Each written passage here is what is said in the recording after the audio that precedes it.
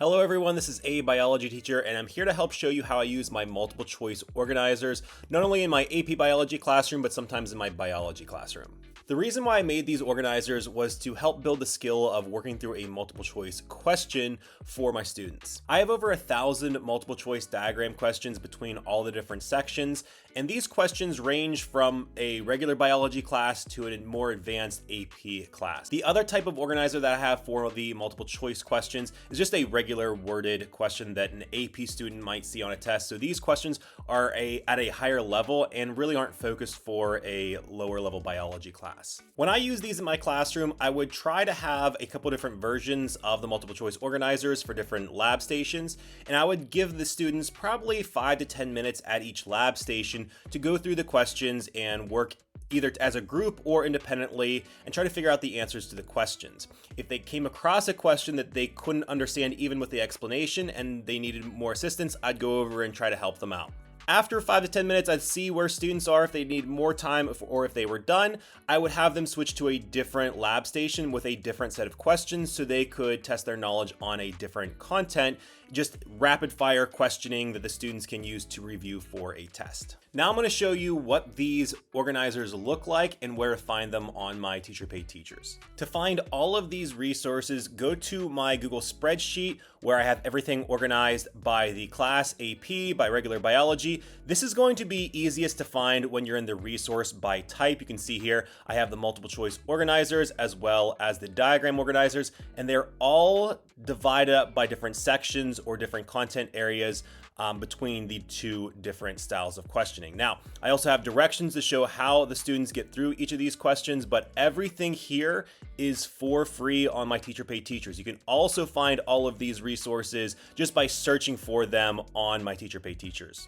When you download the file, what you're going to see is a set of pages that looks like this, where the first page is going to be 4 squares with a diagram question of some type, and then on the second page is going to be the explanation and the answer. What you should notice is the questions are kind of mirrored to the explanation and the answer. For instance, the first question here you can see is number 1, its answer is over here, which is B. The second question, number 2, its answer is here, D. So it's flip-flopped. When you print these out front and back, the questions and the answers to those questions should be in the right spot. This is what the regular worded questions look like. You can see again, they have questions, they have answers on 2 separate pages. This one's a little bit easier to print out since the questions are lateral or horizontal. So the answers are going to be pretty easy to, link with the correct question.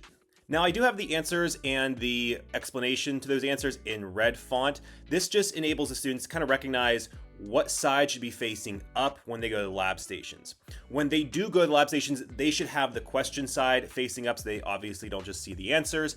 And they can just easily tell, hey, I need to have all these on the right side, but they know the explanation and the answers on the back.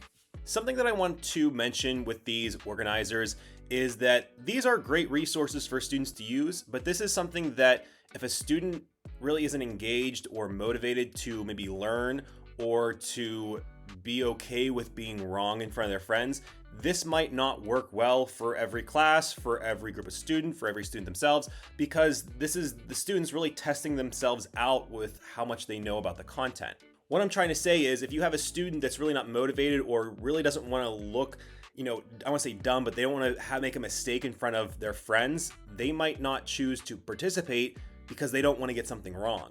I think the focus should be with these organizers and this repetition of, hey, let's test out our knowledge, that's how you learn. And I try to focus on that really early in the class and say, hey, this is something that you're going to have to do and you have to be comfortable with. It's okay to be wrong. It's okay to be wrong on a question here.